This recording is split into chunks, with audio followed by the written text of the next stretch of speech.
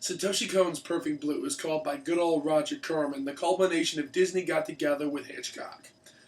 Well, Technolyze is what you get if Kon had made a series with David Lynch.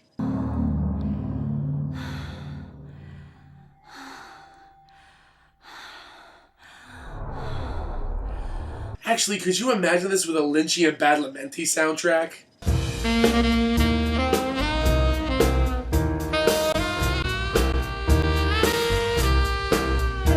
That is damn right sexy. We got our main man Hiroshi Hamasaki back for another round of the Academia treatment, and as you know, I covered his series Shiguri quite a while back, and good gods if there isn't a whole lot of sword swearing and sexy fun times going on here. This is a horrifyingly nihilistic show. Basically, it's as if all the characters are watching their world burn in tow while being forced to remove their fingernails one at a time while their families watch. To just enjoy the show. But then the characters are asked, how long can you tread water? Cause here comes the flood! But the reason that this actually is pretty damn effective here is because this series challenges the very ideas of what we consider the required criteria to make us human. This is probably one of the most ambitious series tackling philosophical and sociological topics ever. I mean, I love this goddamn show, and this is gonna be a video review equivalent of me gushing. The series was completely written by Chiaki Konaka. Now, I have a real love-hate relationship with this dude. He has contributed some amazing work. The Big O, Serial Experiments Lane, the 2004 feature film Marabito and its source novel. Some of you might squawk at me for that last one, but I like it alright. It ain't anime, so we moving on. And he's thrown in some decent efforts that have some value, like Ghost Hound, Bubblegum Crisis, and Digimon. But this guy has also given us some real trash. Like a lot of trash. The foremost of which is the 2001 incarnation of Hellsing. I really fucking hate that show, and though I will get to it eventually, I'll always say that its theme song is one of the greatest created.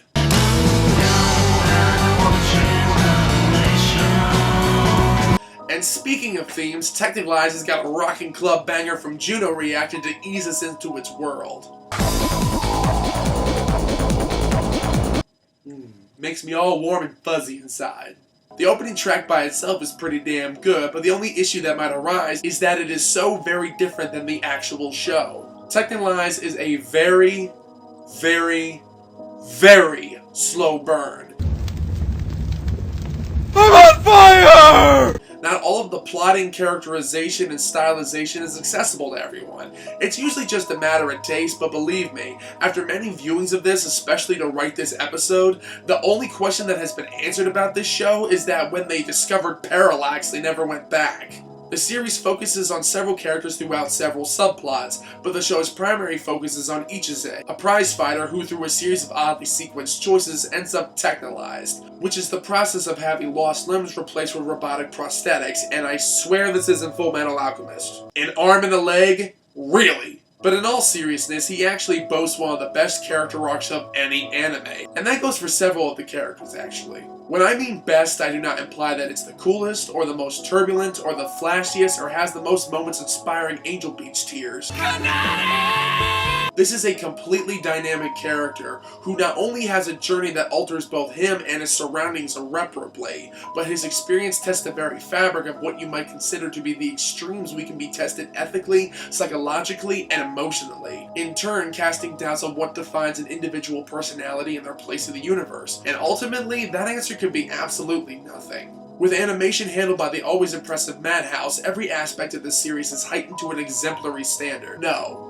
Doesn't mean that every shot is so fluid that it puts a series like Corpse Party to shame, but the difference is that Technolyze doesn't require it. Unlike Corpse Party, which focused on the terror, adrenaline, and gore, Technolyze is a contemplative series, so as a result, the animation reflects that end, and unlike similar contemplative series such as Psycho-Pass, Death Note, and Ergo Proxy, it never even mildly attempts to pander to its audience. Now don't get me wrong, those series are fantastic, but with Technolyze, you actually have to rise to its challenge, and that is so unique.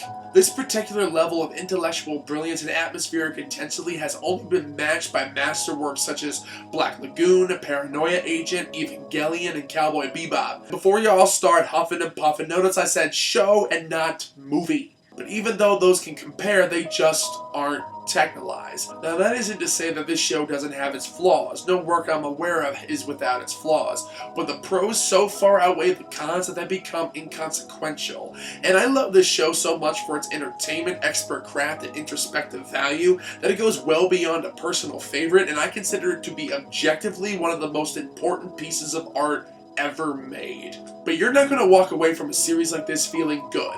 As I said, it's horribly nihilistic. Emphasis on the horrible, and due to the presentation of the story and the arcs of its main characters, you feel horrible as a result. Now, why would anyone be drawn to a series which literally says, 人類は老いたのです。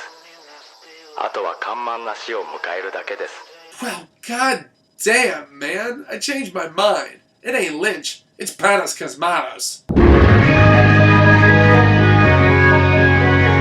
The setting of the story is within a city called Lux, deep underground, and seemingly a place for all the outcasts and destructive elements of humanity left to rot until it dies, though the majority of the main characters are third-generation residents. This is some Dante's Inferno type shit, but the Earth that was forced to be left behind is no better off than those below, succumbing to their own inevitable decay.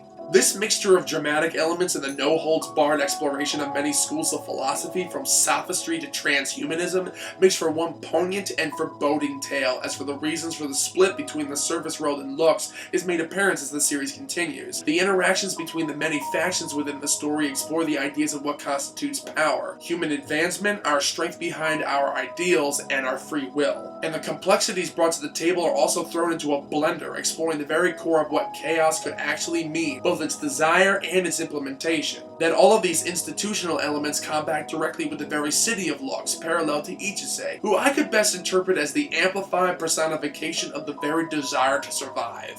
Follow all that? And this shit's only 22 episodes? Yeah, it's fucking amazing. Genius! And with the weight of such seemingly insurmountable topics upon their shoulders, the direction and voice acting in this is ungodly impressive. The raw power and emotion of the Japanese dub is so visceral that it brings the hard conceptualization of these hefty ideas to such a resoundingly empathetic relation with the audience that it almost seems criminal to redub the series. Now, that's not to say the English dub isn't good. It's pretty damn impressive with some real talented actors, but the original packs such a knockout punch that it sticks with you long after the credits roll. And speaking of the critics, what the fuck is up with the Sunshine and Rainbows ballad over this?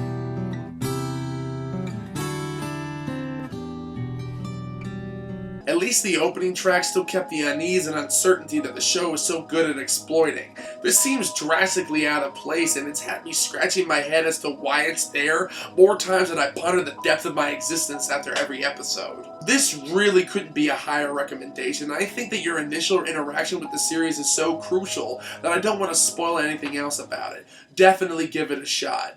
But this episode was a tad dry, wasn't it? A little too much philosophy and not enough comedy, eh? Well, next episode... Well, to tell you the truth, next episode's Evangelion. So who the fuck knows?